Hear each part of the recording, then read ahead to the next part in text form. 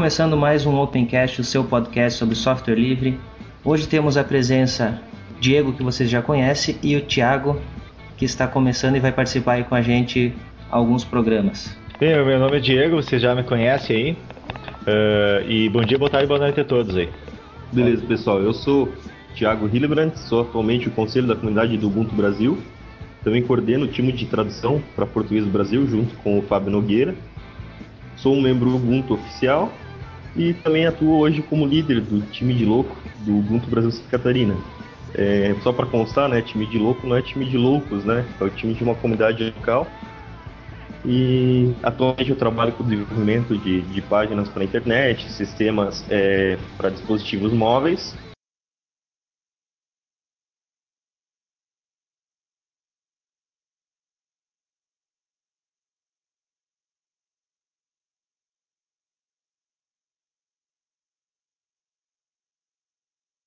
Ok, hoje nós vamos fazer um podcast um pouco diferente do que a gente vinha fazendo, mas dentro do que a gente prometeu. Nós não vamos falar sobre um projeto específico, vamos falar sobre o que já aconteceu esse ano no mundo do software livre. E vamos começar falando sobre o grupo Ubuntu BRSC, que começou aí esse ano com força bem grande, e sobre os outros grupos regionais também, que ou estão se organizando ou que estão para se organizar. Para isso, até eu passo a palavra aí ao Thiago, que é quem está mais por dentro disso tudo.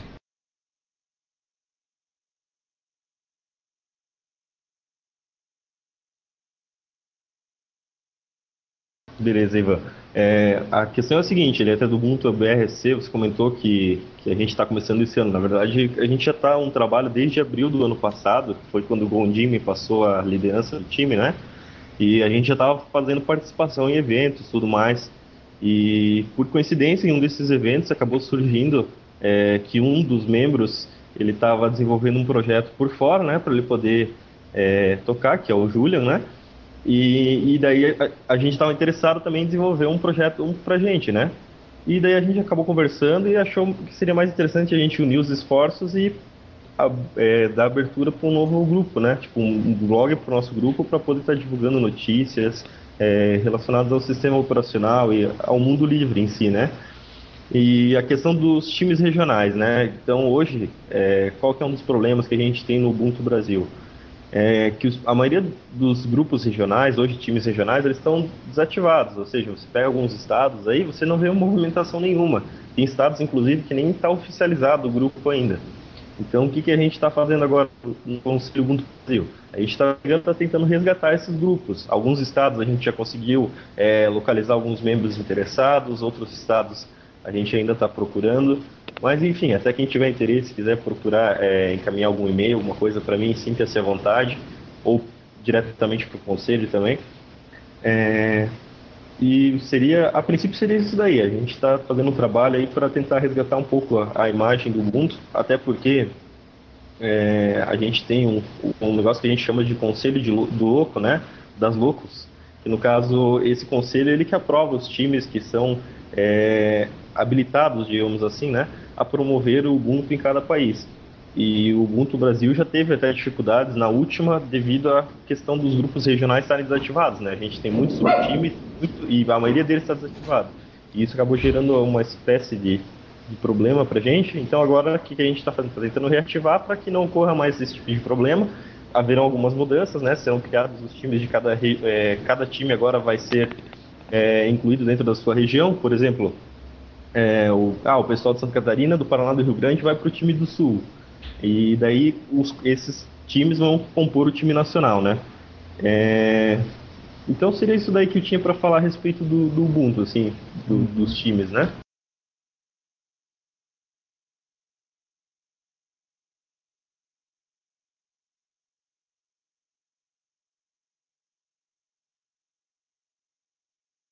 Tá, só para entender, qual que é o papel desses grupos regionais? Bom, o papel dos grupos regionais o principal papel é promover o sistema operacional, né? Mas basicamente seria o quê? Participar de eventos, os grupos regionais também têm por objetivo distribuir as mídias, né? Que a Canonical envia as mídias para os times para que eles possam fazer o envio, né, depois do término do chip, que foi esse o método que a Canonical encontrou de distribuir as mídias, né? E também representar o Ubuntu em algum evento, por exemplo, a Latinoware, a gente acabou indo lá, 3 membros foram participar da Latinoware do Ubuntu Brasil, né? Fomos lá, falamos a respeito do Ubuntu, fizemos algumas palestras. Então a função basicamente é promover o Ubuntu, divulgar o Ubuntu da maneira mais fácil possível, né, para atingir o maior número de pessoas. Tu tem alguma informação quais são os grupos que ainda não estão formados, que não tem ninguém, nenhum representante? Quais os estados ou regiões? Na verdade, isso daí é até um pouco engraçado, né? Porque a gente está fazendo levantamento agora para descobrir quais são os grupos que estão inativos, por causa que tinha até muitas informações que estavam documentadas, só que as informações estavam um pouco desatualizadas. Então agora o que a gente está fazendo? A gente está fazendo um levantamento para descobrir, né, o que está inativo, o que não está, mas a princípio eu posso adiantar para vocês que tem os times que eu já tenho certeza que estão ativos, tá? Que já tem liderança, que a gente já conversou e já definiu, que é o time do Acre. Por mais que vocês falaram essa semana, né?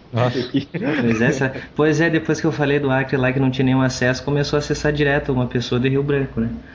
Deve ser o Grayson, cara. O Grayson que é o cara o líder do Acre agora. Aí tem um pessoal do Ceará também, que tá tocando lá, no Mato Grosso, no Rio Grande do Sul, Santa Catarina, no Sergipe e em São Paulo. Esses times foram os times que a gente já teve um retorno, que a gente já sabe que os times realmente estão ativos, estão funcionando. Alguns times a gente pegou e trocou a liderança. Até você é o líder do time do Rio Grande, né, Ivan? Isso. Uhum. E alguns times a gente trocou a liderança por causa que a gente tentou entrar em contato com a liderança antiga, eles não se manifestaram, e tinha gente interessada em tocar e gente que a gente acha que dá conta do serviço, né? Então, a princípio, a gente está restabelecendo essas lideranças, porém a gente está colocando nos times que a gente vê que as pessoas talvez não tenham tanta experiência em relação à questão de como lidar com a Canonical, com a comunidade, a gente está fazendo uma pequena supervisão, né? Na verdade, assim, a função do conselho continua sendo supervisionar todos os times, né? Mas a gente vai dar uma atenção especial para esses lugares onde a gente tem líderes ainda que não são tão experientes, né? Tá, e nesses outros estados aí que a gente estiver ouvindo e quiser, que não tem ainda um grupo, o pessoal então quiser assumir isso, o que ele precisa saber, além de entrar em contato contigo, né, ou com o Loco? O que ele precisa saber, o que ele precisa saber fazer, ele tem algum pré-requisito para ele poder entrar em contato com vocês? Tá, o primeiro pré-requisito é o quê? Tem que ter conta no Launchpad e tem que ter assinado o código de conduta da comunidade. Que você só faz parte da comunidade do Ubuntu no Brasil a partir do momento que você assina o código de conduta. Então, esse é o primeiro requisito. Outra questão é a seguinte, a gente preza, né, muito pelo pessoal que participa de eventos, que já participou de alguma atividade relacionada ao sistema operacional. Então, por exemplo, eu participei de um evento de tecnologia aqui na região e fiz uma palestra a respeito do Ubuntu. Beleza? Encaminhe isso junto no e-mail, deixa a gente saber disso.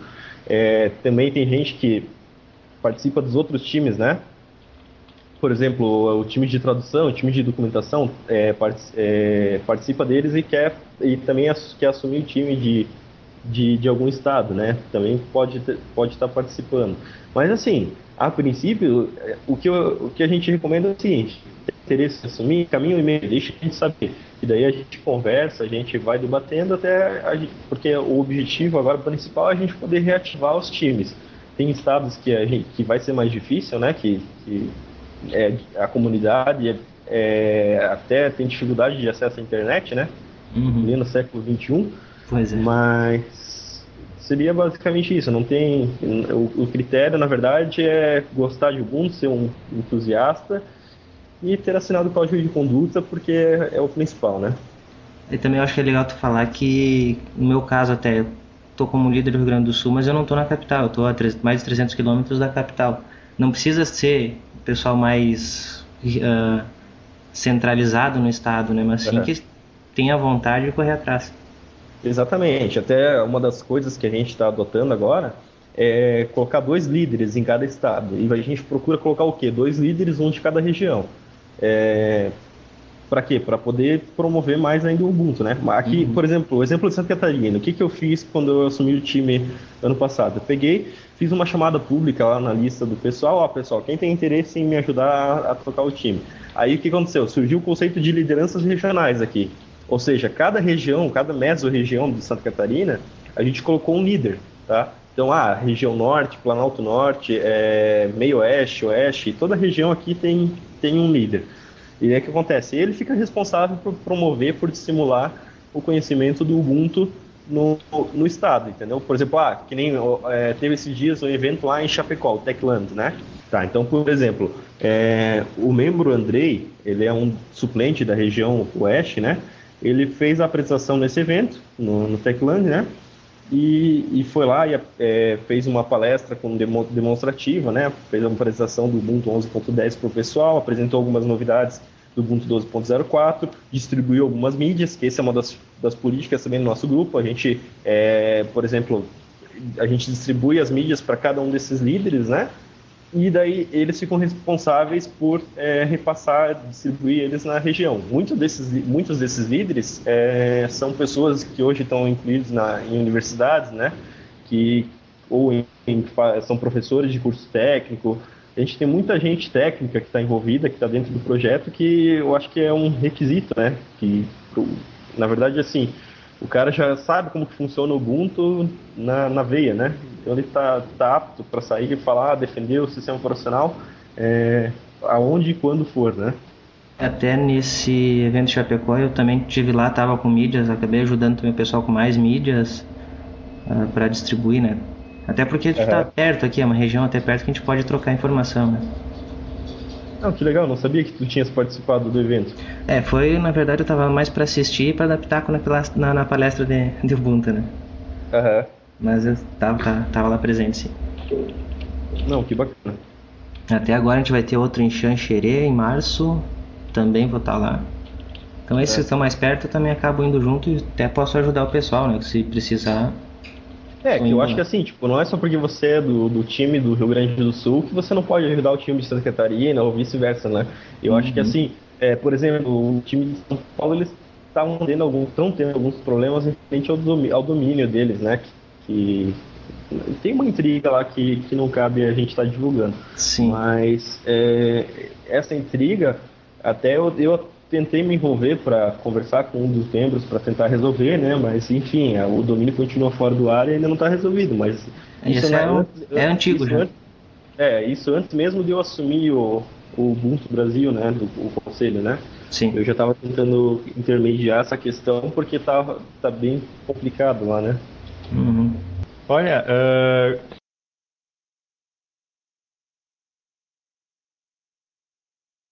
eu até queria perguntar assim, como sai bastante mídia hoje? O pessoal ainda pede bastante mídia para instalar, o pessoal baixa na internet? Olha, assim, cara, eu recebo esporadicamente gente me pedindo no Twitter, né? Mídias e tudo mais. Eu sempre faço envio. Se o cara me pagar o frete, né, que também fica complicado se eu for embolsar para todo mundo, né? Mas se o cara me pagar o frete, eu faço envio de bom grado. Até o Ivan eu enviei alguns materiais, né? Há um tempo atrás, algumas mídias e alguns itens oficiais também. Então, sempre que possível, assim, se o cara está disposto a ajudar no frete, eu não me nego a enviar mídia para ninguém, sabe? Porque eu acho que, por exemplo, eu conheci o Ubuntu através do Chipd, que foi o envio de uma mídia. Então, acho que essa é um ponto-chave, né? O cara ter acesso ao sistema. O cara ganha um CD oficial, o cara pensa, nossa, que legal, né? O pessoal está fazendo um trabalho bacana, então vou dar uma chance para eles. Vamos testar, vamos ver como que funciona. Até uma coisa que eu vou fazer o pedido já então, para o pessoal que tem com os grupos, principalmente Norte e Nordeste, que por incrível que pareça é o meu público, né, no site, a maior parte é Norte e Nordeste. O pessoal de lá me pede bastante mídia, e fica até complicado pelo valor que eu teria para me mandar, né? Por mais que eles me pagassem, sairia muito caro, até para eles, né? Então o pessoal que tiver aí no Norte e Nordeste, que está organizando, puder distribuir, principalmente divulgar.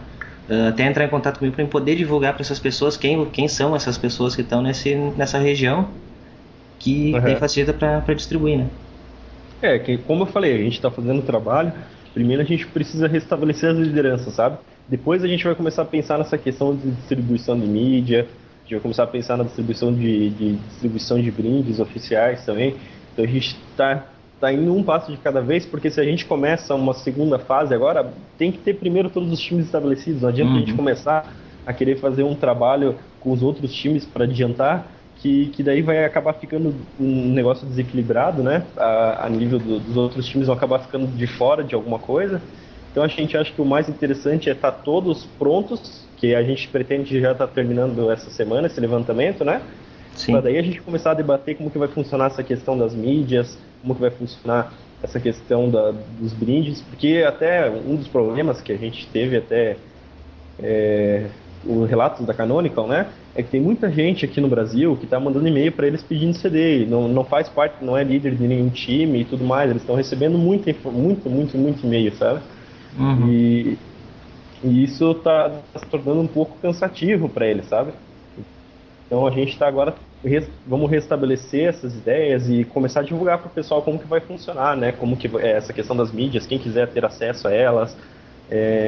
Até a gente tem planos aí de reformular a página do ubuntubr.org, então quem sabe colocar nela a mesma opção que o Ubuntu da Austrália fornece hoje, né? Que você pode ir lá e faz a solicitação, paga o frete via PayPal e pode estar utilizando, o time acaba enviando para eles a mídia, né? Interessante, então, verdade, não conhecia isso. Então, na verdade, assim, a gente não chegou à conclusão ainda, tem que conversar com o pessoal do conselho, né? A gente tem que chegar num acordo para ver como que a gente vai fazer isso, mas com certeza a gente vai definir uma estratégia para isso.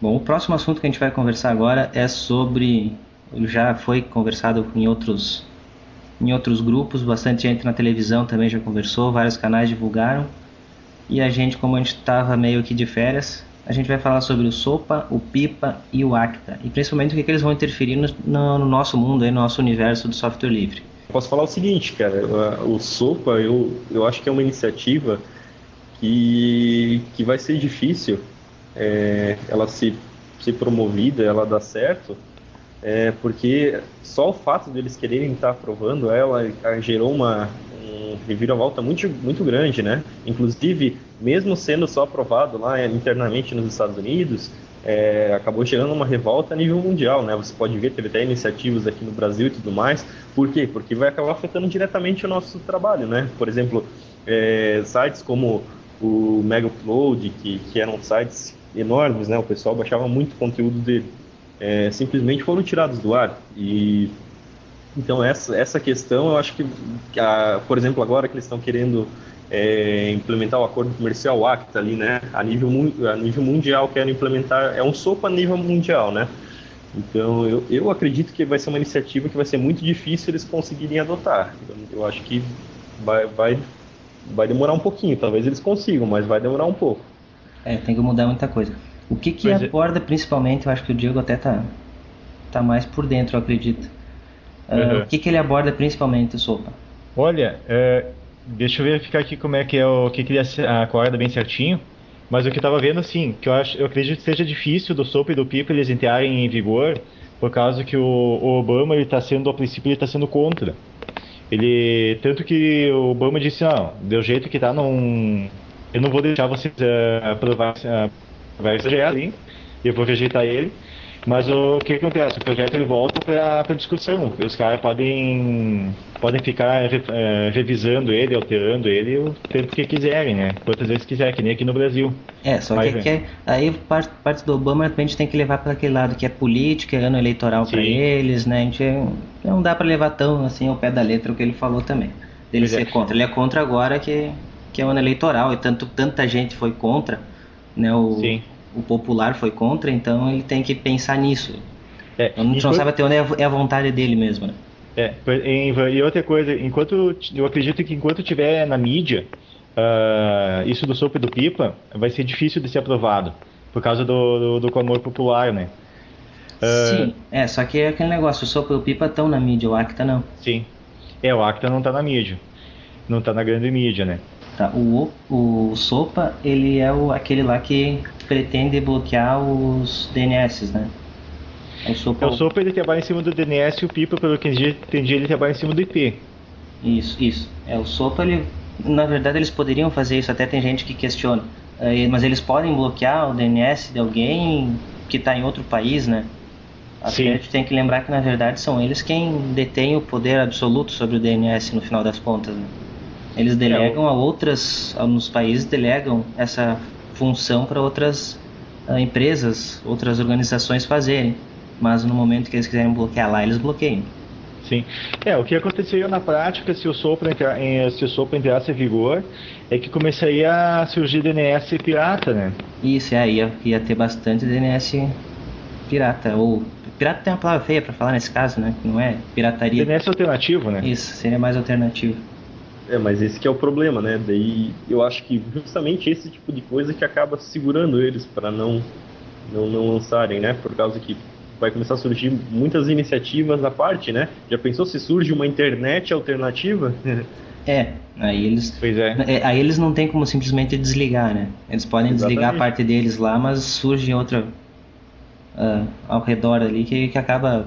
Não adianta, o pessoal vai sair. O pessoal não vai querer esse controle todo. Que a gente não tá na Coreia, onde a gente não tem opção, né? Sim. Exato, então o pessoal sempre vai em busca de uma alternativa. Quando alguma coisa não tá boa, o pessoal vai atrás, isso é certo. E também, de uma certa forma irônica, o governo, agora não me lembro se é o exército, se foi a marinha dos Estados Unidos, eles criaram o Tor, que é um sistema criptográfico para poder fazer comunicação anônima na internet. Os caras mesmos criaram um sistema e estão divulgando para poder, para abrir a internet da China. E agora os caras vamos fechar a nossa internet. O Tor até ele vem até naquela distribuição que o Anonymous, né, lançou esses dias. Ele vem, é uma das ferramentas principais do kit deles.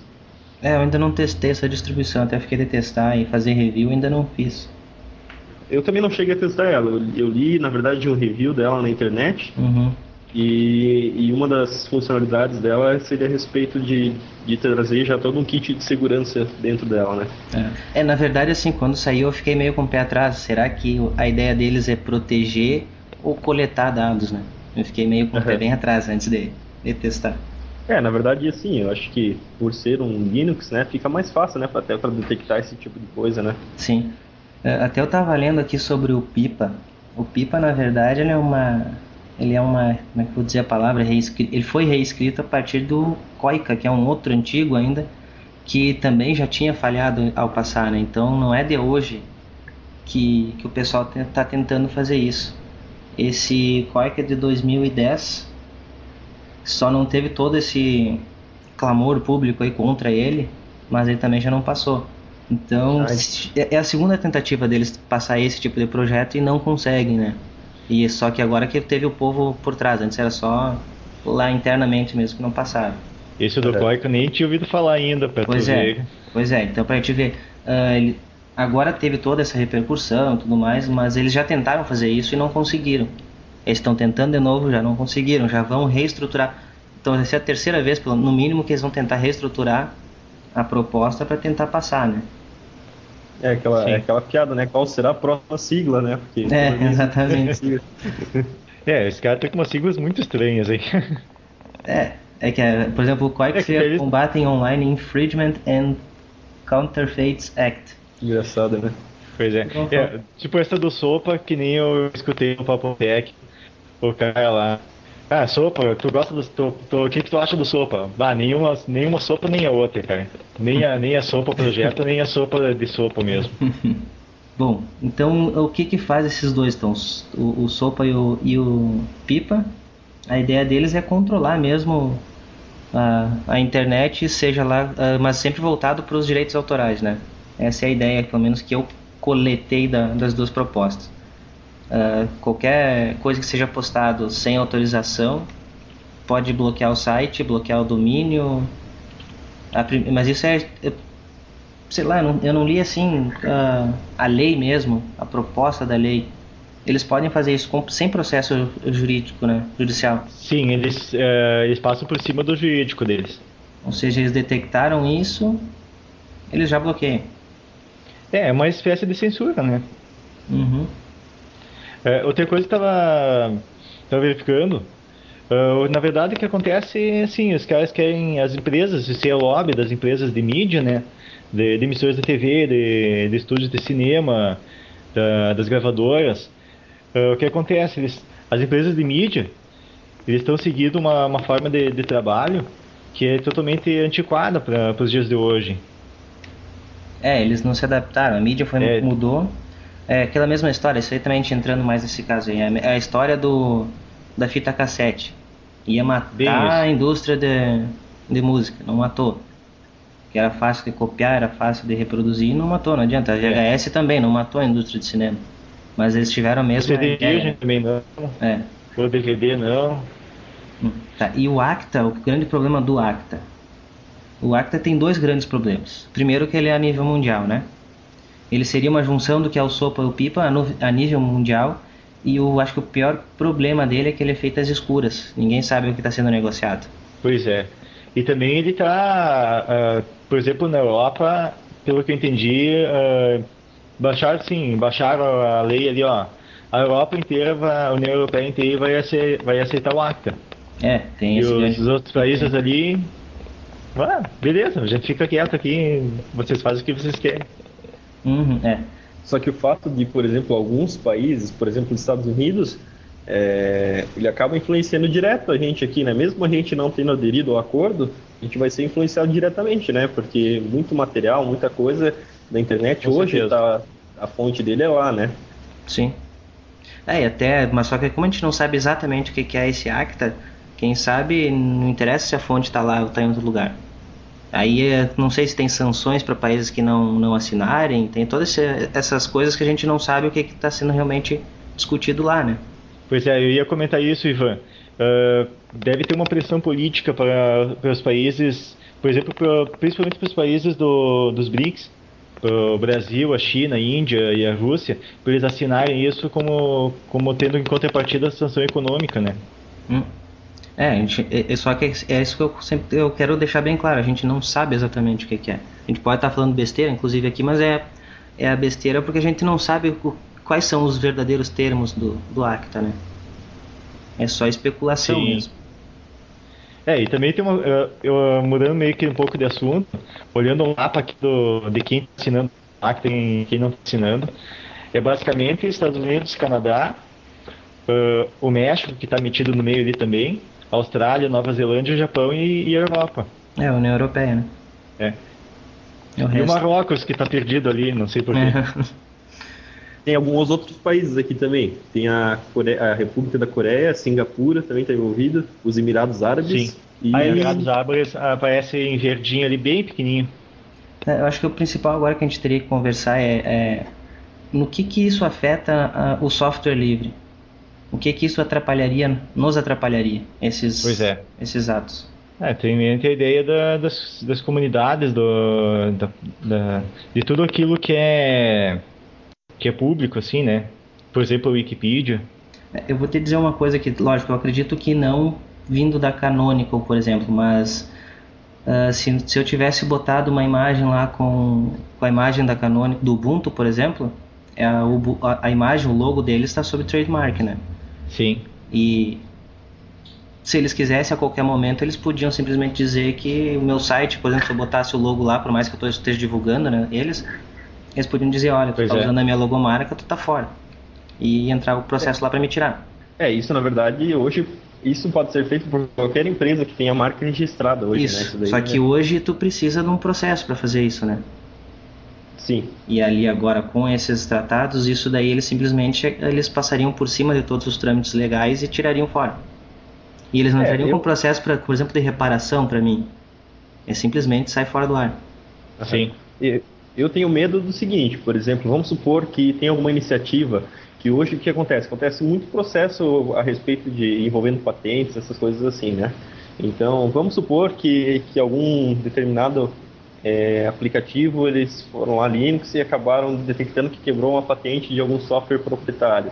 que eles vão lá e façam censura aquele aplicativo, entende? Por quê? Por causa que a empresa vai lá e tem que utilizar isso tem que censurar, né, a iniciativa. Então, eu acredito que eu não vejo como poderia influenciar diretamente o software livre, mas indiretamente, né? Ele acabaria censurando, às vezes, um aplicativo, ou censurando, que nem o Diego falou ali, a Wikipédia, né? Então... E comunidade de forma geral, assim, qualquer ponto da internet assim, que tenha aglomeração de pessoas que possam ser anônimas, isso aí tem risco. Isso que tu falou, Diego. Por exemplo, eu tô num fórum lá e tem um cara que... sacanagem mesmo. Sim. Ele começa a botar conteúdo que está protegido sobre qualquer licença, seja lá, patente, seja lá. Ele começa a divulgar isso. O pessoal pode bloquear o site inteiro, o fórum inteiro, por causa de um cara, um babaca que fez isso. Até às vezes por sabotagem ele entra num fórum de software livre e posta coisa lá que não poderia estar lá. Sim. E acabou abrindo... acabou abrindo para bota poder uma fechar. foto que é bloqueada lá e tchau. E aí acabou de sabotar um projeto que não tinha nada de errado. Eu já imaginei o seguinte, algumas empresas privadas aí fazendo iniciativa, né? Analista de sabotagem, né? Exatamente. Ele acaba abrindo um negócio que acaba sendo pior do que está hoje, porque tu abre exatamente, tu profissionaliza o sabotador, né? Exatamente. No Brasil a gente tem um equivalente aí que tá faz tempo na briga. O pessoal também não passa e eu acredito também que acabe não passando essa lei Azeredo, né? Mas ainda está na discussão. Por um lado, dá pra gente entender qual que é o objetivo da lei de Azeredo. Eles querem eles querem criar uma lei, né? Hoje no Brasil não existe lei a respeito disso, para crimes virtuais, né? Mas, por outro lado, para eles poderem estar criando essa lei, eles precisam estar embutindo censura, né? Então esse vem sendo o maior problema, né? Que gerou todo aquele... Até teve várias petições, né? Na última vez, quando o projeto foi para votação. E o maior problema mesmo é que eles querem acessar muitas informações sem autorização, né? Eles querem pegar simplesmente, eu quero ter acesso a um dado direto lá na operadora, eu quero lá na fornecedora de banda larga, né?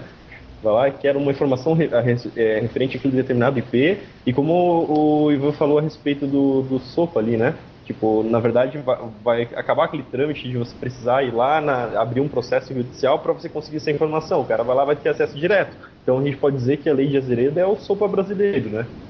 Eu não sei se continua, exatamente, mas antes a lei Azeredo, no princípio, ela passava o trabalho de policiar aos provedores. Tipo, eles eram obrigados a reter esse material e repassar. Ou às vezes, até no início, eu acho que teve até que eles teriam que detectar os problemas e repassar antes, se adiantar. Ou seja, dar o poder de polícia cibernética aos provedores, né? Exatamente. Não sei se continua isso ainda no projeto. Como já voltou várias vezes, né?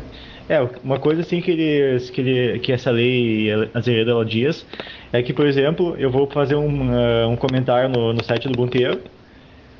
Eu tenho que estar cadastrado, basicamente tenho que quase que dizer meu CPF para poder fazer um simples comentário. Senão o responsável pelo teu comentário seria eu, né? Exatamente. Até na verdade assim, rolou um boato uma época que até inclusive para você autenticar na internet seria pedido, né, o teu CPF Sim. E que daí eles iam estar registrando pelo teu CPF o que você está fazendo, né? Também por outro lado dessa lei Azeredo, dela querer controlar isso aí, tem alguns juristas que dizem que a lei não é necessária, porque a nossa lei brasileira ela já é genérica demais e é só questão de interpretação, que esses crimes cibernéticos, na verdade, eles já estariam inclusos em outros crimes. Ele só não está lá dizendo que é um crime realizado pela internet, mas seria questão só de interpretação das leis que já existem. Eu concordo com isso. Detalhe, né? Já existe até jurisdição formada sobre isso, né? Se você pega alguns temas, por exemplo, aqui na região onde eu resido, em São Bento do Sul, Santa Catarina, faz uns 3, 4 anos, teve um rapaz aqui que ele foi preso, ele desviou 6 milhões de reais de contas bancárias. Então, tipo, por exemplo, já foi criado o cara foi condenado como estelionatário. Por quê? Porque o cara fez um assalto eletrônico, né? Só não tinha uma arma, né? Exatamente, o crime já existe. O crime é só a maneira com que tu comete ele é que é diferente, mas o crime já existe. Muda o meio, muda a maneira ali, mas... É como se tu fizesse o crime assim, ó, se eu matar com 38, a lei cobre. Agora, se eu matar com uma 12, não cobre. É mais ou menos como dizer isso. Então, o que eu acho que eles podiam fazer, ao invés de baixar uma lei toda querendo controlar, né, a internet, eles podiam estar, por exemplo, revisando, né, as leis que falam a respeito de estelionato, de invasão, essas coisas assim, né? Fazem tanto aditivo em lei, por que não fazem aditivo disso? Então, nas leis que já existem, né? Exatamente. Então, até se bobear é mais político mesmo para alguém aparecer e dizer que fez aquela lei, né? Para variar um pouco. Pois é. E até aqui a gente tem uma listinha aqui de 12 itens que seria a Lei Azevedo. E tudo que diz ali são crimes que a lei normal já de certa forma já cobre. Eles simplesmente botam a palavra eletrônico, internet. É só isso que eles mudam. Se mudar alguma coisinha ou outra no texto, a jurisdição já está formada, é só... Por exemplo, discriminar raça ou de cor por meio de rede de computadores. Qual é a diferença de discriminar na rua? Exatamente. É meio diferente. Então quer dizer que por telefone não pode, porque não tem lei, né? Se então não tem lei, eu posso ligar para alguém e falar que o cara... Falar tanto da cor ou da raça do cara que eu não vou ser preso.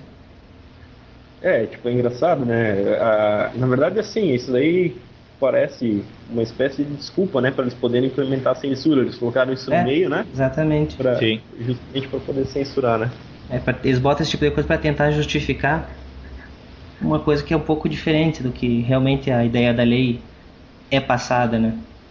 Exatamente. No Brasil, eu acho que isso acaba não afetando tanto assim software livre diretamente também, né? Acaba caindo mais naquilo que a gente já falou antes.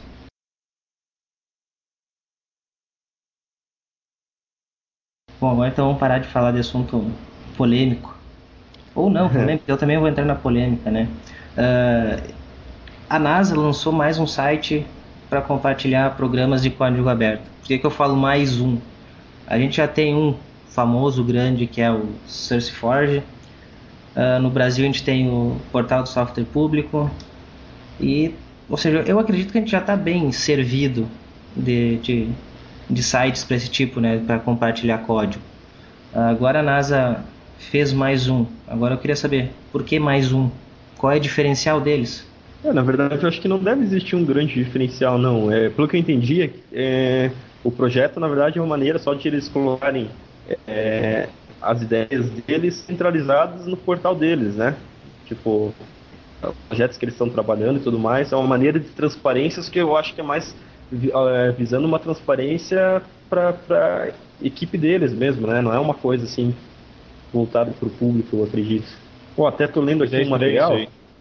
Ele diz o seguinte, que eles vão utilizar o site para disponibilizar códigos-fontes desenvolvidos internamente pela NASA a fim de convidar novos desenvolvedores para ajudar nos projetos, né? Sim. Aí começa a fazer sentido, por causa que ele tem o código deles. Eles vão botar que serviço que eles vão pegar para botar o código deles. Eles vão estar apoiando um outro serviço que no momento pode ser parceiro deles, mas num outro momento não pode ser mais parceiro deles. Então fica meio em dúvida isso aí. Eles criaram o sistema deles mesmo. Assim eles têm algum um serviço interno deles mesmo, mas como o Ivan disse, né? Tipo, eu acho que não teria necessidade de eles estar lançando uma plataforma para isso, né? Por exemplo, o Launchpad é um exemplo perfeito, né? Onde o pessoal hospeda os projetos, não tem problema nenhum, qualquer um pode chegar e hospedar seu projeto lá dentro, né? Então, eu não vejo qual foi a real necessidade. Na verdade, descentraliza tudo já, né? Já tem concentração em alguns sites que já são também bem conhecidos. Até seria mais fácil eles divulgarem os projetos deles se tivesse nesses sites do que fazendo interno mesmo. Novo, né? Exatamente. Até porque, por exemplo, alguém sabe qual que é a licença dos softwares que estão lá? Mas nem ideia. Não, olha que engraçado, E o site deles, na verdade, quando o cara ele está apontando para os repositórios de outros sites. Por exemplo, aqui tem o Apache, o ODT. Aí ele está redirecionando para o repositório do Apache. Tem para o SourceForge também. Exatamente. Então eles, na verdade, eles só fizeram uma página para divulgar, pelo que eu entendi. Sim. Eles já direcionam pro servidor mesmo da. Tem do GitHub. Exatamente. Deixa eu ver. No final das contas, eles criaram, divulgaram, talvez tem aquele problema também. Eu não li notícia original deles, mas o problema de tradução no Brasil de notícias é um negócio bem feio, né?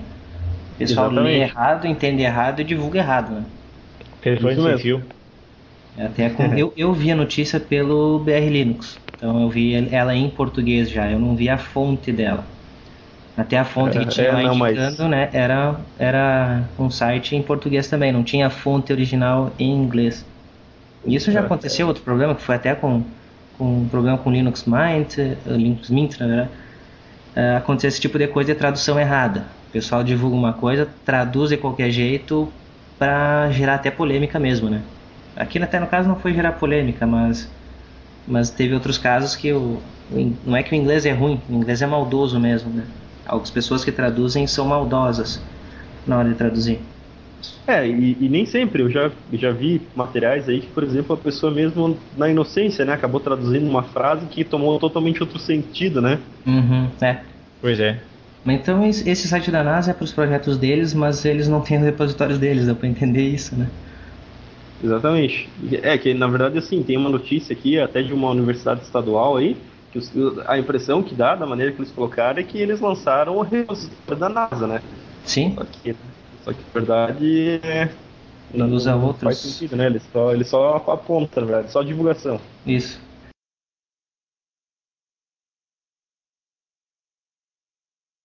Então vamos para o Mandriva. Mais uma vez teve uma possibilidade de gás que ele não iria terminar, mas a última notícia que eu li é que alguns acionistas minoritários não aceitaram a proposta que eles fizeram para tentar reerguer o Mandriva e ele continua naquela corda bamba, né? Termina ou não termina. Na verdade, assim, apesar de eu ser mais da iniciativa de Ubuntu, né?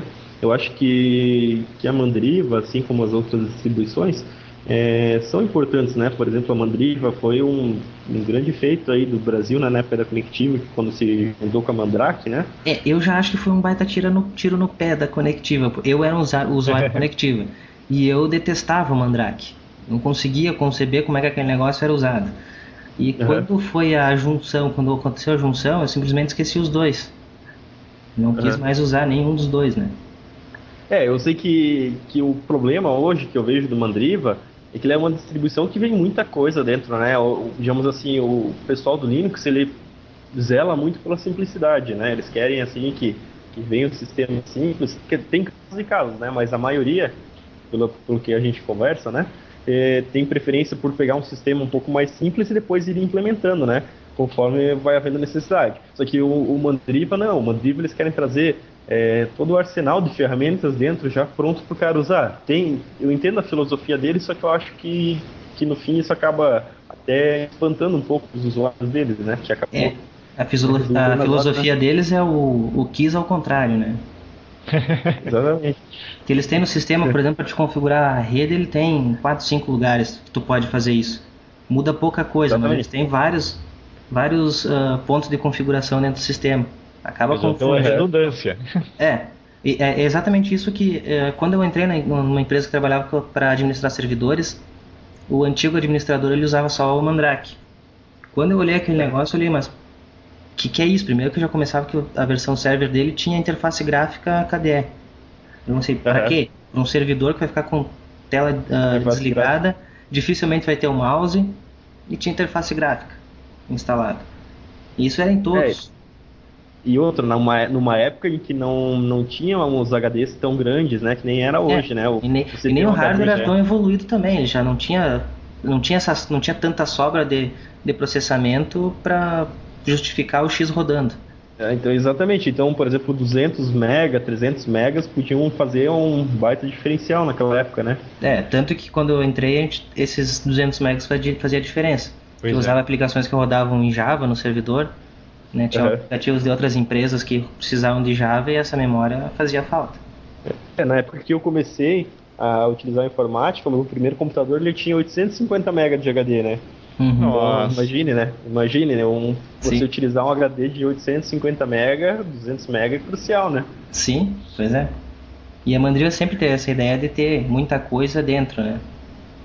Exatamente. E aí, tipo, eu trabalhei numa empresa que eles eram integradores, né? Uma fabricante de Sim. computadores aí, do estilo da Dell, assim, que eles vendiam o software com a Mandriva, sabe? O Uhum. suporte deles pro fabricante é muito bom, sabe? Você liga, ele tem você na hora e tudo mais, eles estavam como uma equipe boa. Só que, na verdade, não adianta ter uma equipe boa se o software não está agradando, né? É, exatamente. E eu conheço vários outros usuários também que nessa junção aí, nessa fusão entre Mandrake e Conectiva que saíram fora. Eu gostava bastante até do Conectiva, embora fosse, na época eu gostava do KDE, hoje eu nem gosto mais de usar o KDE, né? Mas assim, ó, falando a nível de Mandriva, assim, digamos assim, com o comentário que eu fiz antes, a intenção não é dizer que só o Mandriva é uma distribuição ruim, só que ela é uma distribuição que vem muito carregada. Eu sei que tem gente que é fã de Mandriva, assim como eu sei que tem gente que é fã do Slack, né? Então, eu acho que a tendência das distribuições é cada vez ir diminuindo, né? Por Dá uma causa que enxugada. conforme as distribuições vão ganhando mais focos, né, as maiores, você pega aí o Ubuntu, Linux Mint, o Fedora, né? Conforme eles vão ganhando mais foco, a tendência é as distribuições antigas indo, ou menos ativas, né? Menos visíveis, serem substituídas ou serem desativadas. E eu considero que isso vai ser uma coisa positiva, porque, por exemplo, hoje, o que o pessoal reclama muito, né, a nível do software livre, por que as coisas não dão tão certo? Porque, por exemplo, quando alguém lança, vamos supor, eu lancei um software para fazer macarrão, em vez do outro cara que quer lançar um software para fazer macarrão e ir lá e ajudar o teu, ele quer lá lançar o software dele para fazer macarrão, entendeu? É, tem Então, bastante Só disso. muda o sabor do macarrão. exatamente, Ou nem muda o sabor, só muda o nome. exato. Pois é. Mas assim, pessoalmente, vocês acham que a sobrevida ainda do Mandriva ele consegue se erguer, termina? Olha, Eu acho que sinceramente, não assim, sei. cara, tendo em vista a equipe ali que eu conheci na época que eu trabalhei naquela empresa, eu posso dizer que eles tinham uma equipe bastante qualificada, sabe? Eles tinham um pessoal bem técnico, com bastante domínio do conteúdo. Agora, a parte de vendas deles, eu não sei como que funciona, mas eu acho que eles têm condições. Nome para conseguir mais clientes, eles têm, né? Mas agora vai da empresa conseguir fazer uma política, fazer todo um trabalho para estar resgatando a posição deles, né? Olha, eu usei uma vez o Mandriva quando eu tinha a minha primeira máquina, se eu tentei usar. E sinceramente não sei o que pode acontecer com o Mandriva, assim. Eu acho que assim, que o Mandriva pode também acabar, uma outra possibilidade, né? Acabar virando um projeto da comunidade, né? Então, na verdade, continuar a iniciativa, só que não com uma empresa bancando, né? No caso, só os membros da comunidade, assim, nos moldes de como é o Slack hoje, por exemplo. Mas Pois também é, pode acontecer como aconteceu com o Kurumin, que também a comunidade assumiu, só que não foi pra frente, né? morreu, né? Morrer Exatamente, só ainda não que morreu, mas tá Sim, bem fraca. temos que levar em consideração o seguinte, o Mandriva, ele não tem uma comunidade só aqui no Brasil, né? Eles têm na Sim, França também, né? E sim. na Europa. Então, eu acho que talvez isso, porque o Kurumin, qual que era o foco dele? Era Brasil, ou seja, sim. o trabalho deles era todo aqui. E, no caso, a Mandriva não, eles têm o pessoal de fora também, então talvez seja uma iniciativa que acabe dando certo, né? Caso se torne realmente um projeto da comunidade, né? É uma Pois alternativa é. pra eles. Que eu acredito que do jeito que tá, do jeito que eles levam hoje, eu acredito que não tem mais futuro pra eles. Tem que fazer alguma coisa diferente.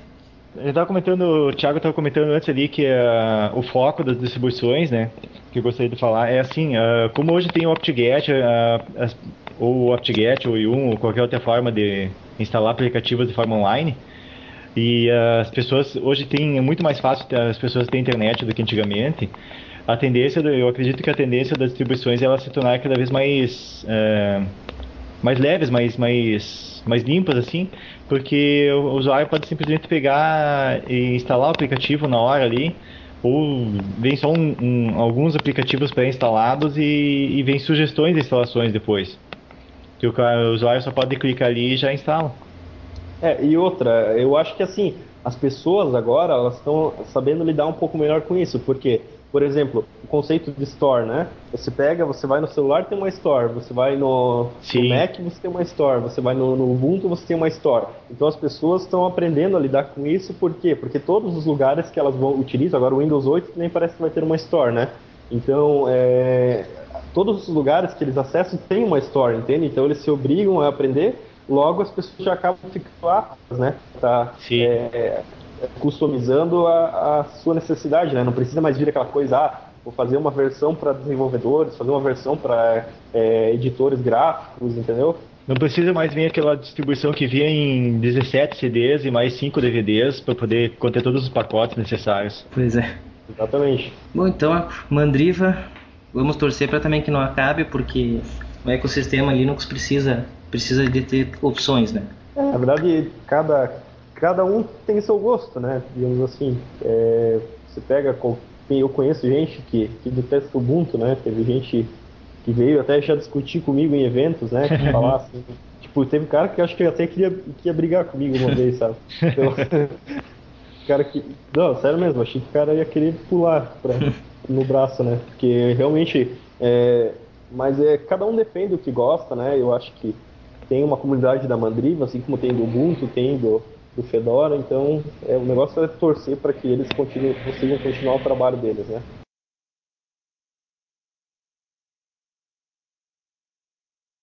Então, já que já falamos de Canonical ali, falamos de Ubuntu, vamos para o próximo assunto, que é, como foi escrito ali na pauta pelo Diego, Canonical puxa a tomada do Ubuntu. Bom, a Canonical ela parou simplesmente de financiar, ela não está botando dinheiro mais no Ubuntu, né? Tem gente que chama de Kubuntu, eu acho que não fica legal. Prefiro Ubuntu. O que ela tirou? Ela tinha desenvolvedores específicos para trabalhar no Ubuntu, né? O que ela parou de fazer é que não tem mais esse ou esses funcionários trabalhando lá, recebendo salário para trabalhar no Ubuntu. É isso, né? Na verdade, assim, eles tinham funcionários, né, voltados para o projeto. Só que, como o projeto não estava mais rendendo financeiramente para a empresa, né, não estava dando o retorno esperado, nada mais certo que eles parem de investir, né? É a ação que qualquer empresa tomaria com qualquer projeto que não está dando retorno, né? Como dizia o André Gondim também, quando ele falou, o que decepciona muita gente é em saber que a Canonical é uma empresa e uma empresa depende de lucro, tem que ter dinheiro. Pois é. Exatamente. Por mais que seja uma iniciativa muito legal, né? O Ubuntu, né? Todo o projeto eles tocando, sendo software livre, querendo ou não, para manter a estrutura deles, eles precisam de dinheiro, né? Eles precisam de foco, né? Exatamente. Aí entra aquela questão que eu falei antes, né? Aquela questão de você lançar o software para o macarrão e o outro cara vai lá e lança o software para o macarrão também. Você mesmo está criando seu concorrente, né? Então, eu acho que assim como eu costumo chamar Kubuntu, né? Assim como o Kubuntu, o Xubuntu, o Lubuntu, todos esses Ubuntu da vida, eu acho que o Kubuntu ele vai conseguir se manter bem nas mãos da comunidade, porque o público-alvo, querendo ou não, do Kubuntu não é tão grande como o público-alvo do Ubuntu hoje, né? Então, eu acredito que eles vão conseguir também tocar bem o projeto, né? Que estava, depois do lançamento agora do 12.04, o suporte vai ser, da Canonical vai ser retirado, né? O suporte financeiro, no caso, né? Eles continuam apoiando a iniciativa. Essa versão LTS que seria lançada do Ubuntu na 12.04 também não vai ser lançado como LTS. Vai ser lançado normal. Isso eu não sei. Isso daí, para ser sincero, não cheguei a ler sobre isso. Uhum. Mas eu acredito que vai conseguir se virar bem. Os desenvolvedores, a comunidade do KDE é muito motivada. Não sei de onde os caras tiram tanta motivação, para falar a verdade. Pois é. Isso é verdade.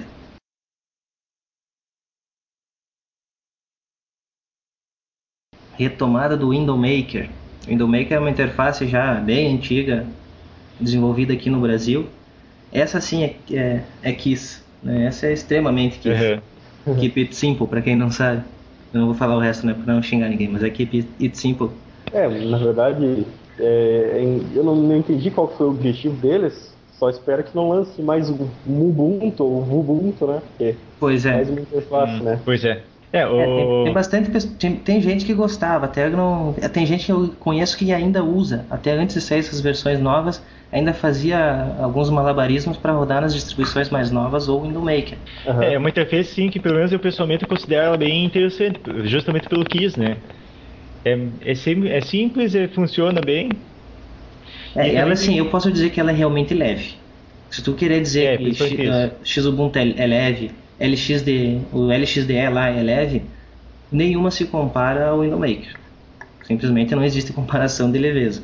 E você sabe qual que é a inspiração dessa interface, né? Não conheço.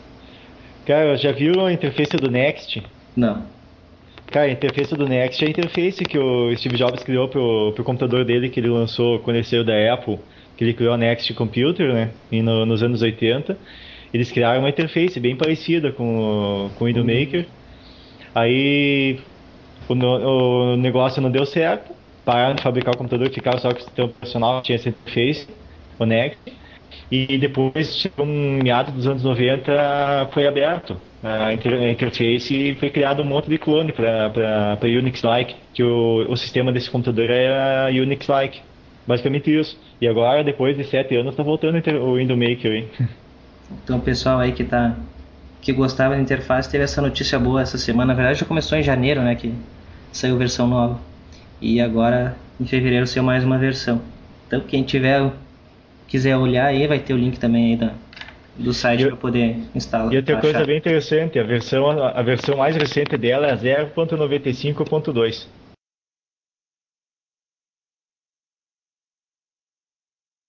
Bom, então agora vamos ao nosso Ubuntu, que esse ano deu bastante notícia já, virou bastante notícia. A próxima versão do Ubuntu 2.04 já está disponível com várias alterações, coisas novas para serem implementadas. Acho que o mais chama atenção é o HUD, que é uma maneira diferente de tratar os menus das aplicações. Pelo que eu vi, eu testei ele bem pouco, e até porque ele não estava funcionando muito bem ainda, até quando eu testei. A ideia dele é passar mais ou menos aquilo que você tem com o Dash para abrir programas, para te ter nos menus, por exemplo, no arquivo, editar, essas coisas assim, você ter da mesma maneira que você tem no Dash. Você começa a digitar o que você quer fazer, ele vai te dando as opções, e ainda com o diferencial que ele tem aquela ideia do Google de tentar ir sugerindo, né, o que você vai fazer, e também ser, como é que é a palavra certa, eu não sei, mas você poder escrever em linguagem meio que natural, e eles conseguirem achar o dito a pesquisa. Isso. Eu acho que assim, é uma ideia que é bem legal, bem diferente, né? Eu não cheguei a testar a funcionalidade, mas eu vi o vídeo no YouTube, né? A respeito da funcionalidade, e eu posso dizer o seguinte: eu acho que é uma ideia bem diferente, uma ideia bem legal que eles fizeram, né? Você, por exemplo, você quer colocar uma sombra num determinado item lá no Inkscape, você vai lá e digita sombra lá no menuzinho, ele já aparece as opções, né? Isso. Então, realmente parece ser uma filosofia bem legal, né, para quem está trabalhando. Só que, por outro lado, né, para quem não tem tanto conhecimento, às vezes nas opções da ferramenta, acaba sendo um pouquinho mais difícil, mas... Pois é. Provavelmente eles vão trabalhar ainda para estar aprimorando isso para poder atingir também esse público, né? Agora nessa primeira versão eles vão manter o menu normal, que tu acessa com o F10, e vão ter esse que nas versões de teste está no Alt esquerdo, Alt direito, se não me engano é no Alt esquerdo, que daí aparece o menu. Pelo que eu testei ainda está bem, não sei se era para botar já numa versão ainda mais LTS, né, como tinha a ideia. Acredito até que não vá, porque ele está bem, não está nada maduro ainda. Ele não mostra muita opção, não mostra o menu inteiro, tu não consegue ter acesso a todas as funções do menu, né? Eu primeiro olhei quais eram os menus que tinham e comecei a digitar aquelas opções. Algumas não apareceram do aplicativo, apareceram de outros aplicativos que sequer estavam abertos. Então ainda tem bastante problemas para ser resolvido. Não sei se eles vão ter a velocidade para desenvolver. Isso daí é tempo de sair estável para uma versão LTS, né? Eu acredito que essa funcionalidade não deva vir implantada no 12.4, não. Isso daí é coisa mais pra frente, né? É meio difícil, porque não tá maduro ainda. Pois é. Eles podem estar testando, né? Uhum. Até porque foi anunciado que estaria já na versão alfa para testar, e eu instalei a versão alfa, não estava. Eu instalei por PPA mesmo. Uhum. Eu tô utilizando aqui a versão alfa do Ubuntu e tem até o PPA aqui, só que eu não cheguei a instalar ele ainda, né? Uhum. A ideia é legal, só que também é aquele negócio, como já quebrou o paradigma um pouco, vai quebrar de novo. Pois É um negócio complicado até de passar pro pessoal, né? Não teve isso nenhuma daí, na LTS no meio ainda. Isso daí na verdade acaba gerando bastante discussão, né, na comunidade. Essa questão da Canonical tá inovando, digamos assim, até não sei se vocês chegaram a ler no blog do Ubuntu BRSC ali, a gente lançou uma entrevista esses dias com o Jorge Castro, né, da Canonical. Eu não cheguei a ler, eu vi que tinha, mas não li. Uhum. Eles lançaram o Unity, né, e acabou gerando bastante discussão. E uma das perguntas que a gente fez para ele foi o quê? O que ele acha da questão dos usuários, né, que comentam que a Canonical está reinventando a roda, né, com o Unity. Daí ele falou que, na verdade, assim, ele não acredita que a Canonical esteja reinventando a roda, mas que ele esteja tomando conta do próprio rumo deles, né? Eles estão tomando conta do destino deles, eles estão definindo o que eles querem a respeito do software Ubuntu, né? Então, eu acho que isso, na verdade, faz toda parte de uma política, né, o HUD aí, de aperfeiçoamento para tornar o Ubuntu ainda mais amigável. Aí, por exemplo, a questão de ocultar os indicadores ali, que agora vai ser disponibilizado no 12.04, né? Uhum. Aliás, já foi disponibilizado, desculpe. Essa questão, por mais que seja uma coisa simples, uma coisa banal, né? Você vai ver, é uma coisa que faz falta para o usuário Linux, né? Por exemplo, em outros sistemas operacionais você acaba tendo essa opção e aqui você não tem, entende? São essas pequenas coisinhas que a Canonical está detectando e está melhorando, que por mais que pareça ser uma coisa simples, uma coisa banal, né, vulgar, acaba fazendo um diferencial para alguém, pelo menos, né? Sim. Uma coisa que eu estava vendo, que eu não cheguei a testar a versão alfa ainda, mas eu vi que nas screenshots que eles botaram uma tela com as teclas de atalho, né? Uma forma de fácil acesso. Colocaram. Viu, Diego? Só pra Você dar um puxão de orelha, então, assiste lá no canal do YouTube lá que tem. Pois é. Tem um review da 1204 lá que mostra isso. Tem que me atualizar. Mas uma coisa também que eu vi, assim, que eu tô notando isso, acho que mais gente está notando. Eu fiz um curso agora de Android e o professor ele tava com um Mac, né? Ele deu todo o curso no Mac. E eu vi, cara, que o Ubuntu tá com muita coisa do Mac. Inclusive o Dash, tu tem isso no próprio Mac. Agora só me falta agora daqui a um pouco também vai. Lógico, eu até gostaria que tivesse isso aí que eu vou falar, mas os gestos para um notebook. De touch, como é que é? De multitouch. Isso, até o Multi tem. Existem projetos até que já fazem alguns gestos, né? Mas se isso começar a ser implementado também, eu não sei se ele realmente, a Canonical, quer uma identidade própria ou se quer uma identidade próxima ao Mac. Que até agora está me parecendo que eles estão fazendo tudo indo a ficar parecido com o Mac, né? Na verdade, assim, se você vê, até o próprio Mark, né, já relatou que ele tem preferência pelo iOS, né, em relação ao Android, né? Uhum. Então eu acho que eles usam muito como inspiração, né? Eu não tô dizendo assim que eu tenho uma coisa que eu tenho certeza, mas acho que eles usam muito como inspiração, né? O Mac, que é uma interface um pouquinho diferente, mas que é muito agradável, né? Sim. Pois eu queria comentar, eu peço assim para todo mundo que usa o Mac, e usa o Ubuntu, assim, que já usou, eu peço se é parecido. Porque eu usei muito pouco o Mac, mas eu considerei muito parecido a ideia do dock, apesar de estar numa posição diferente só, mas eu achei muito parecido a mesma ideia do dock, a ideia de lançar os programas, de ter vários desktops. Os desktops já é antigo de Linux, né? Acho que os Unix, na verdade. Sim. Mas eu acho que a inspiração está grande. Né? Com certeza. Tem um menuzinho em cima, até as versões anteriores tem um menu em cima, o menu embaixo também. A inspiração com certeza está saindo dali, porque tem muita coisa, eu não vou dizer que é coisa parecida, mas várias ideias do Mac estão sendo implantadas no Unity, né? Os botões das janelas do lado contrário. Mas essa até eu acho explicação, cara. Ainda mais depois que saiu o Sim. Unity, ficou mais explicável ainda, né? Porque antes tu já tinha o menu lá no lado esquerdo superior. Aí tu tinha que fechar um programa, geralmente tu fecha um programa, tu vai abrir outro ou tu vai desligar o computador, né?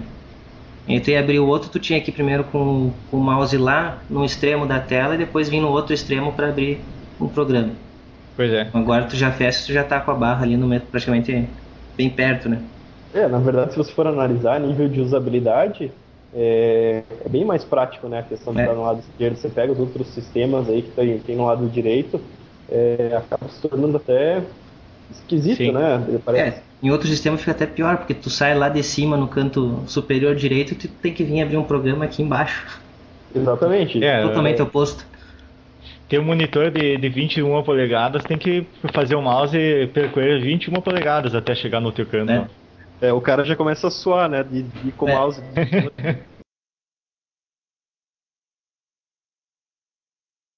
Nós tivemos também outras novidades, que foi o lançamento do Ubuntu TV. Lançamento mais ou menos, né? Não tem ainda acoplado numa televisão. A ideia deles é que seja instalado na televisão, diferente de outras soluções que são setup box, né? Que tem uma caixinha externa à televisão e ela que conversa com a televisão. A ideia inicial do Ubuntu é que ela seja realmente instalada no firmware da TV. Os testes que eles mostraram uma televisão rodando, mas nessa televisão eles usaram um computador. Mas isso era só para mostrar a interface, né, do Ubuntu TV, não para ser não é assim que ela vai ser, né? Até eu fiquei feliz porque a TV que eles mostraram é o mesmo modelo que eu tenho, né? Então, existe a possibilidade, se eles usarem naquele modelo lá, tem a possibilidade de eu usar na minha também. Já é formato da TV aí, né? Mas o que eu acho assim da Ubuntu TV, eu acho que na verdade faz parte de uma estratégia, pelo que eu vejo, né?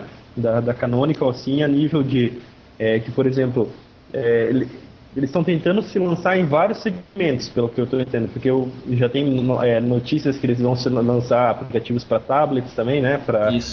Para celulares, smartphones, no caso, né?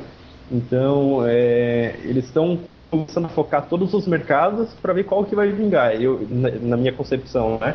Uhum. Eu acho que, por exemplo, assim como foi o Android, o pessoal do Google faz isso, né? Eles pegam, lançam uma determinada coisa, se aquilo dá certo, eles continuam, senão eles abandonam. É o exemplo da Google TV, né? Então acho que é só uma questão mesmo de teste. Se realmente der certo, eles tocam a ideia para frente, e se não der, eles desistem da ideia, né? Puxa a tomada. Até esse negócio do tablet, do celular, eu acredito que talvez tablet ainda consigam, mas eu acho que eles já estão entrando atrasado, tanto celular quanto tablet. TV, Smart TV, agora que o conceito está surgindo, então eles ainda estão na vanguarda da história. Né? O Ubuntu TV, até a interface, eu gostei bastante, me agradou bastante, muito mais agradável inclusive que a interface que eu tenho na televisão hoje. Fica muito melhor organizada as coisas. Agora tablet e celular vai ser uma briga meio difícil, né? Porque já tem a briga do Android e iOS ali que já tá ferrenha, né? O pessoal já briga bastante para ver qual aparelho vai ter o que, né? Quer dizer, aparelho vai ter o que não, mas que a Apple não vai liberar para ninguém o iOS, né? Mas já tem a briga de mercado, né? Mas assim, o que eu penso é o seguinte, como você falou, é tardio, porque pega, por exemplo, aí o Windows Phone, né? Os caras, mesmo investindo milhões, né, para comprar as empresas, né, para lançar o celular com o aplicativo deles, o software deles, eles não conseguiram se incluir, né? Tá difícil, eles estão tentando, insistindo, mas não conseguiram ainda. Eles estão injetando milhões, né, para conseguir fazer a ideia dar certo e não estão conseguindo. Então, como você falou, eu acho que vai ser um pouco difícil, embora o Ubuntu hoje tenha muitos fãs. Eu, por exemplo, sou um que se vira o Ubuntu para smartphone e estou formatando meu celular para dar um jeito de fazer ele funcionar no meu, né? Com certeza, eu sou um desses também. Mas, assim, por mais que tenha muitos fãs, assim, do Ubuntu, né? Eu não sei se seria uma ideia que daria certo, né? Mas vai ser mais difícil, isso a gente pode ter certeza. Eles perderam a linha ali do tempo, perderam a hora certa de entrar no mercado. Exatamente. Ainda mais que eles estão prevendo ser para 2014 o celular, né? Nossa. Então, a ideia deles entrar realmente no mercado já vai ser muito tardio. Vai ser bem tardio. Falando sobre o Ubuntu TV ainda, uma coisa que seria interessante nesse aspecto seria eles criarem um aparelhinho em conjunto com alguma empresa, por exemplo, um receptor de antena parabólica, um receptor de TV a cabo que tivesse Ubuntu TV como software. Aí É, sim, aí seria muito mais interessante. mas pelo que eu li, a ideia já é sair no firmware da televisão e não precisar Sim. utilizar um aparelho extra. Ou daí direto no firmware da TV para poder ser usado em TV digital mesmo, né? Sim. É que não é que a ideia não é usar nas televisões que nós temos hoje, sim, como disse antes, nas Smart As TVs. smarts, né? Então ele dá um pouco mais de opção além de televisão, né? Transformar a televisão no computador, quase. Aham. O único problema de tu ter, tipo, na Smart TV, tu tem o software ali, e tu tem uma TV normal, tu não consegue ter a grade da TV diretamente ali, de uma forma muito simples, né? Nesse caso, como seriam modelos específicos, né, elas já teriam preparadas para isso, né? Iam Sim. ter e o hardware delas já era como se fosse, por exemplo, do Android, tu tem que ter isso, isso e isso. Senão tu já não tem o básico para teu sistema, né? Sim. Uma coisa que, por exemplo, um exemplo bem simples. Tu liga um Ubuntu TV numa Sky, não existe uma comunicação entre os dois aparelhos, então você tem que trocar o canal pelo controle da Sky e você tem que mexer no Ubuntu TV com o controle da TV. Sim. E, Teria que ter um protocolo igual para todas, né? e a grade de programação, ele teria que ou conseguir pela internet ou fazer uma comunicação com o receiver da Sky, né? Uhum. Um exemplo bem tosco, assim. Sim. Não, mas na verdade é uma necessidade, né? Porque quanto mais prático, melhor, né? Tecnicamente essa comunicação poderia vir através de uma porta HDMI, por exemplo. Diego, tu que leu sobre o suporte de 10 anos da Red Hat, ele tinha algum suporte antes ou não? Tinha, Sim, mas tinha não era suporte, mas não era com tempo determinado, né? Qual A Red Hat. Não, era 7 anos antes. Garantido, 7 anos sempre? Era sempre. A versão 5 e 6 era de 7 anos. Daí depois agora foi para 10 anos agora. A versão 5 vai durar até março de 2017, a versão 6 já tem prazo até novembro de 2020. Mas é muito tempo, né, para suportar uma distribuição. Pois é, isso aí que era o ponto até que queria entrar, né? Cara, mesmo assim, servidor tu migra antes. Tu não vai ficar 10 anos com o mesmo servidor, até porque tu tem necessidades de bibliotecas, de patch de segurança, tem muita coisa que tu acaba mudando. Por exemplo, o PHP, né, o PHP 5.3 que foi lançado aí faz alguns anos, né? Você pega, antes dele, quer dizer, nele foram colocadas muitas funcionalidades novas, então o cara, por exemplo, se ele quer lançar alguma determinada coisa, ele acaba não podendo porque o servidor dele está com a versão ultrapassada do PHP, entendeu? Sim, aí tu precisa de outras libs e coisas, não 10 anos é bastante. Tudo bem, é uma garantia que o cara sabe que se não for mexer no servidor, vai estar lá tendo seu suporte por 10 anos. Eles estão jogando por cima, né? Por alto até. Mas sabe, né, que essas questões de servidores, tudo, tem empresas que colocam o servidor lá e é quase que sagrado, nem mexe, né? Então acaba tem isso, muito disso. Tem gente que nem atualiza o servidor, né? Conheço muita gente assim, nem quer, não atualiza. Então deixa o servidor estável lá, enquanto, digamos assim, tá funcionando, tá bom.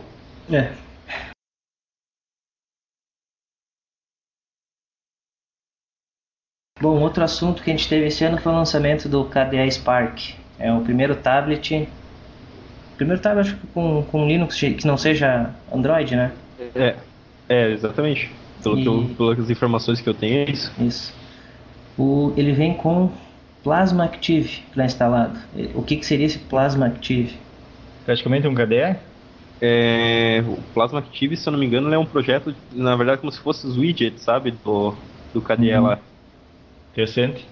Exatamente, é o conceito de widgets. Não é a interface completa do KDE, né? KDE. Sim. Só os exatamente, só a questão do... Olha, o KDE já entrou antes que Canonical, né? Plasma, pois é, eles mesmos já lançaram, por mais que sejam widgets, né? Uhum. Ó, Rivaldo, eu vou... Será que não é pesado como o KDE também? Tem isso? Eu pressuponho que como é um produto assim, já integrado, os caras já vão fazer um hardware com esse software específico, ele deve rodar mais ou menos bem já. Olha, cara, eu não sou muito dessa ideia porque eu tenho um celular com Android que eu pensei, ele vem com a versão 2.2.2 e seria integrado. Eu penso, roda bem? Sim. Essa versão que vem instalado vem para rodar satisfatoriamente. Não é bem assim. Essa história não é bem assim. Né? Ele está instalado, ele é lento. Ó, pelo que eu tô lendo aqui, ele tá em pré-venda esse dispositivo aí. Só que não está dizendo qual país, né? Mas eu acho que deve ser nos Estados Unidos, né? Que pré-venda não é muitos países que aceitam fazer essa política, Sim. né?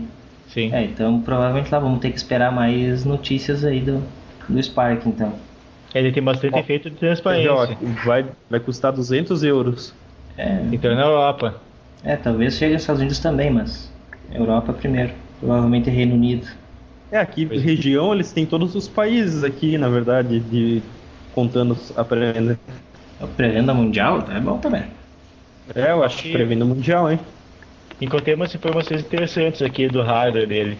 7 polegadas, processador de 1 GHz, ARM Cortex A9, 512 MB de DDR2 de RAM, 4 GB de flash, wireless, câmera de 1.3 frontal, saída HDMI, 2 portas USB, slot micro SD, bateria de 3.000 mAh.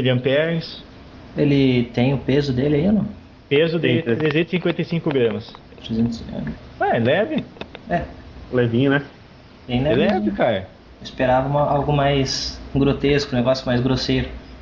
É tipo peso de uma caixa de leite, né? 1 quilo. Que tem, os outros tablets que eu mexi, principalmente o iPad, eu achei ele pesado demais pro uso contínuo. Se o cara usar na mão assim, é barra pesada, né? Tu fica 15, 20 minutos, tu tá já com o braço cansado. Exatamente. Ganha uma ler. Rapidinho.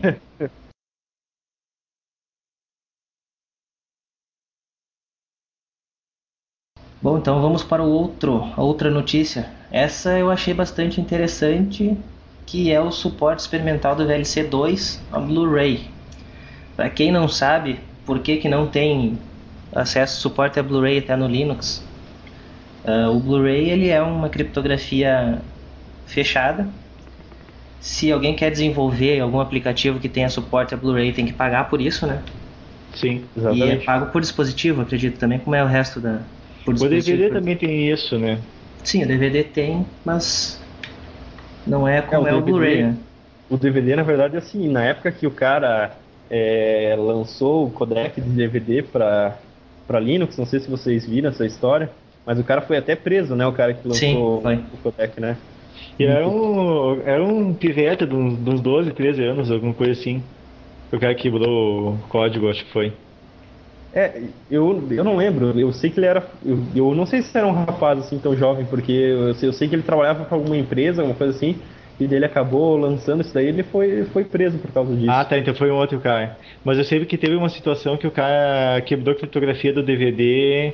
Que tem isso aí também, né, Diego? Tem o DVD normal e a criptografia mesmo, né? Que é pra evitar cópia, né? Que é o caso do Blu-ray. O Blu-ray já tá assim por padrão, é fechadão. Bom, mas então o VLC2 ele não foi lançado ainda, ele tá para ser lançado, né? Ele só tá disponível a versão, acho que beta via PPA, se não me Isso, ele não tá a versão final ainda, mas esse suporte experimental então para Blu-ray também já fica esclarecido por que o Linux não tem suporte nativo. Sim. Deixa eu confirmar aqui, cara, o site do VLC para garantir, né? A notícia errada não dá também, né? Né? Realmente aqui no site a versão que tá foco aqui é 1.1.13. Isso que é a versão estável por enquanto. E essa versão experimental é baseada em engenharia reversa também, né? Duvido que o pessoal tenha pagado. Sim. Mas será que eles iam se arriscar, lançar engenharia reversa de um codec para depois sofrer uma ação pagar eu também acredito que eles não vão pagar por download que seja feito, né? Mas talvez eles tenham feito alguma parceria, né? Bom, é um negócio a ser investigado, então aí até. Mas eu acredito que eles devem ter feito alguma espécie de parceria, né, com a empresa, porque seria uma atitude muito arriscada, né, eles estarem lançando. Foi o tempo de que fazer uma engenharia reversa era mais tranquilo, né? Exatamente, agora tem toda uma questão judicial envolvida, né? Sim. Se nem o MP3, cara, se for ver bem a rigor, tem o LAME, que é um codec aberto, mas nem assim as distribuições colocam ele por padrão. Que aí é por causa que alguns países não respeitam isso. Tem alguns, no Brasil isso pode ser feito, pode ser usado. Esse tipo de patente não tem validade. Sim, mas tem outros países que tem, então por isso que eles não botam como padrão, né? Sim. Botam se fosse uma distribuição regionalizada mesmo. Se fosse só aqui para o Brasil, pode vir tranquilo. Pois é. Se isso acontece com o MP3, imagine com o codec do Blu-ray que é mais novo, né? E comercialmente é bem mais caro, né? Eu acredito que sim, né? Bem provável, né? Só que tem aquele outro problema também, né? Mas o pessoal vai usar também Blu-ray por muito tempo. Porque tem iniciativas, lógico, nós do Linux ainda não temos iniciativas tão boas para... Pois é, tem vários sites aí que tem vídeo online já, né? De forma legalizada, né? Exatamente. Tem aí o YouTube, Google Vídeos, tem, né? Tem o... Sim. De vídeo normal, sim, mas de aluguel mesmo. Sim, também. Tem vários... Tem eu não sei se a Netmovies ainda faz isso, mas como é que é aquela outra empresa americana? Netflix. Não sei se é Netflix ou Netflix. Só que esses aí já falaram que não tem previsão de ter versão para Linux, né? Sim. Netflix, como é que é o próprio site do Opera, o site da Globo também tem alguma coisa. Isso era uma coisa que devia ser implementada na central de programas, né? Um suporte para o cara comprar filmes, né? Pois é. Esse seria bem fácil de fazer também, não. O problema é que tem as DRMs, né? Exatamente. Mas vai ter que integrar com os serviços já existentes, né? Fazer parceria com, por exemplo, com o pessoal da Netflix. A gente vai fazer um software que seja compatível com o de vocês. Mas com certeza vão querer DRM, daí vai entrar em todos os problemas do DRM, né? Pois é. Mas aqui, por exemplo, nessa versão eles já lançaram os livros e revistas, né? Vão ser disponibilizados na central. Sim. Então, eu acho que o caminho certo para talvez chegar logo em filmes, né? Fica mais... Sim. Já está sendo projetado, né?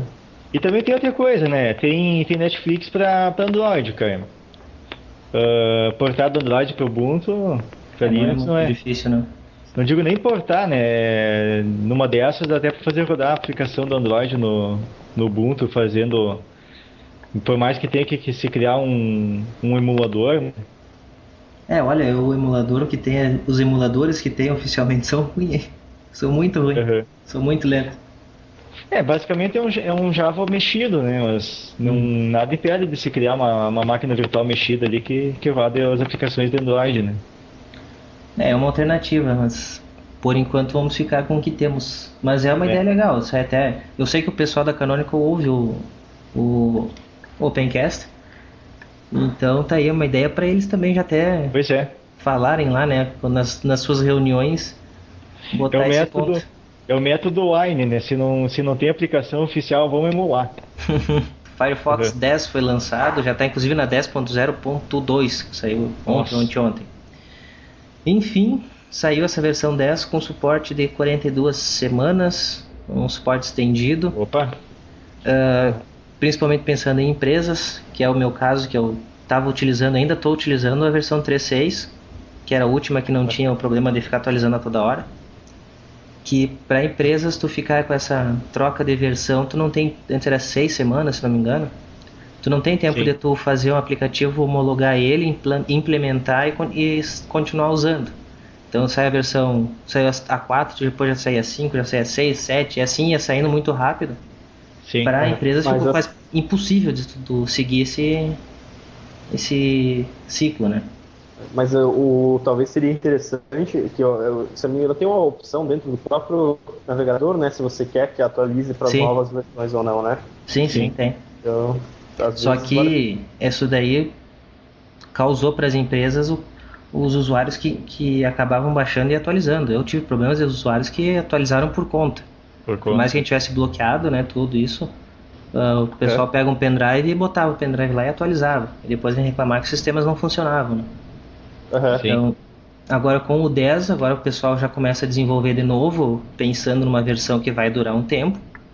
Vai ter 42 semanas, vai dar um ano e pouco. E, então, 42 semanas não chega perto de um ano, não chega tão menos de um ano. Isso é perto de um ano. Tem 52.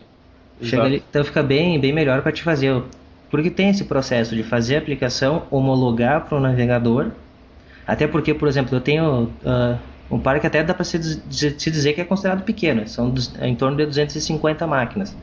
Mas Sim. se eu tiver que dar suporte a 250 máquinas, mudando versão de navegador a cada 6 semanas, é quase todo mês isso aí, cada um mês e meio está mudando, é impossível, não existe a possibilidade de fazer isso. Então a gente tinha que manter na última versão que se mantia com a numeração fixa, né? No teu caso, eu não sei se as máquinas são todas Ubuntu, né? São Não, Linux, ainda são Windows. A migração para Linux vai começar esse ano. É porque se fosse máquinas Linux, você pode criar um repositório interno, Sim. mesmo que você vai você disponibiliza as atualizações do sistema, só que é menos a do Firefox, né? Sim. E daí, no caso, quando você testar, você disponibiliza, né? E só aproveitando ali do Firefox 10, também vale comentar que agora eles liberaram a API para full screen, né? Por exemplo, agora você pode desenvolver aplicativos que vão ocupar a tela cheia do sistema, né? Não tinha visto isso. Eu vi as outras mudanças de desempenho e tal, mas isso eu não tinha visto. Por causa que também é uma das restrições, né? Que às vezes o cara queria desenvolver um jogo, alguma coisa, não podia usar a tela cheia, agora tá liberado na API. Legal. Muito interessante isso. Você sabe de cabeça, assim, qual que é a versão mais atual do Chrome? Tá na versão 17, né? Cara, 17, cara. Pois é, até o final do ano vão chegar em que versão? 50? Pois é, os caras estão avacalhando, né? Tá muito rápido. Eles avacalharam com o versionamento, na verdade. Eles botaram como se... quando você mudaria o último dígito da versão, eles passaram isso para mudar a primeira, né? Sim. Estúpido. E olha aqui como é que é a numeração, né? 17.0.963.56M. Sim, tu nem vê essas outras mudanças serem feitas, até porque ele faz a atualização silenciosa, né? Provavelmente eles devem daí lançar a versão tipo 18.0.300 e pouco M, né? Sim. Eles não devem mudar na frente só, não devem mudar o final. Já vai né? mexendo tudo. Mudando só na frente. Inverteram o versionamento. Só que eles são os que não pensaram nas empresas, né? Naquele caso ali que eu falo de tu manter homologado. Pois Realmente não pensaram nisso. Mas na verdade assim, eles fizeram, acho isso como uma estratégia na versão 2, 3 lá, por causa que tipo assim, que versão do Chrome 2, que versão do Firefox, Firefox 6, 5, né? E Internet Explorer 8, 9, então eles estavam atrás. Baixo, né? Então agora tem que passar na frente da numeração. Exatamente, tipo, porque querendo ou não, também influencia isso pro usuário final, né? O cara vê, psicológico. A versão 2.0... eles pensaram no usuário final, eles não pensaram no usuário corporativo. Eles tiveram uma outra visão. Tanto que o foco do Chrome, eu acredito que seja o usuário final, porque eles fazem até propaganda na TV, né? Sim, só que isso gera o problema para nós que estamos na ponta, dando um suporte. Exatamente. Porque o usuário final, ele pergunta, e por que eu não posso usar isso aqui no Chrome? Por mais que tu diga, não, a diretiva da empresa é essa aqui, tu usa esse ponto, né? Não, eles ficam questionando, por que não vai usar o Chrome? Por que eu não posso usar o Chrome? O Chrome é melhor, ainda tem dizer? Esse tipo de coisa. Mas sabe, por exemplo, o engraçado, né, que agora o único navegador ainda que está mantendo a questão tudo certo, isso daí é o Internet Explorer, né? Nas últimas é o único. Estão mantendo a versão, não estão fazendo essa coisa de crescimento de versão aí. Eles botaram versionamento em PG, né? Exatamente. A Microsoft tem a impressão que ela segue uma linha de versionamento conforme tudo baseado no Windows, né? Na versão do Windows. Não sei se é bem isso, mas... Eu também acho que... Eu creio que não. Ou menos semelhante. Eu acho que na verdade eles adotam uma filosofia de versionamento para cada produto deles, porque você pode ver ali o Office 2010. Tem o Office, né? O que tem a ver a versão 2010 com o Windows, entendeu? Tipo, ela é diferente. Agora você pega o Windows Media Player 11, também não tem nada de... O Windows Media Player 12, não tem nada de diferente, né? Eu acho que é um versionamento próprio. Temos que dar o braço a torcer que eles estão seguindo o versionamento como deve ser, né? Pois Exatamente. Assim como o kernel do Linux faz, né? Eles seguem... só teve essa mudança para 3 que não precisava ser para 3, porque não teve mudanças que justificassem ser a 3. Podia ser a 2.8, né? Isso é uma questão mais técnica mesmo, né? A maioria do pessoal não entende esse porquê desse versionamento. Uma numeração. Mas já tá virando palhaçada. Sim, virou palhaçada já, com certeza. Porque acho que agora, esses dias era a versão 3.0, agora já tá na 3.2 aí, pelo que eu tô vendo. Sim. Já tá mudando. Mas uma numeração que eu acho interessante é do Ubuntu, que ela segue o número do ano e o número do mês. É um padrão de versionamento, mas é claro que esse é o padrão, né? Sim. Uhum. Não tem aquele tipo de versão 2 ponto alguma coisa, não é bem essa a ideia deles, né? Na verdade, esse versionamento do Ubuntu é mais como nome mesmo. Sim. Eu acho bem interessante essa. É legal a ideia dos codinomes, né, deles, desde a primeira versão, né? É. Agora que vai seguindo a ordem alfabética ainda, tá bem legal, né, a ideia que eles fizeram, né? Eu fico pensando o que vai acontecer quando eu chegar no Z. Eu começar a botar duas letras. Aí vem A. Aí eles começam a colocar nome de gente daí, né?